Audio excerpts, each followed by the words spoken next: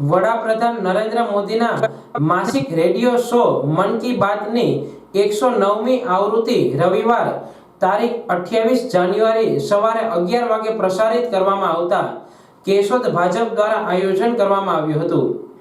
કેશોદ નગરપાલિકા કારોબારી સભ્ય ચેતનાબેન રામાણીને ત્યાં મોટી સ્ક્રીનમાં ટીવી પર લાઈવ કાર્યક્રમ રાખવામાં આવ્યો હતો।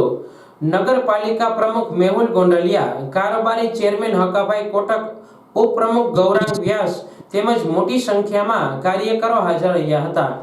કાર્યક્રમ દરમિયાન પીએમ મોદીએ સંરક્ષણ, કૃષિ, રમતગમત, સામાજિક કાર્ય વગેરે સહિત વિવિધ ક્ષેત્રમાં મહિલાઓના યોગદાનને બિરદાવ્યું હતું।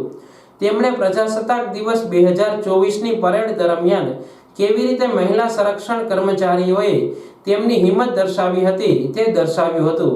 વડાપ્રધાને અંગદાતાઓ અને પદ્મ પુરસ્કારોના વિજેતાઓની પણ પ્રશંસા કરી હતી।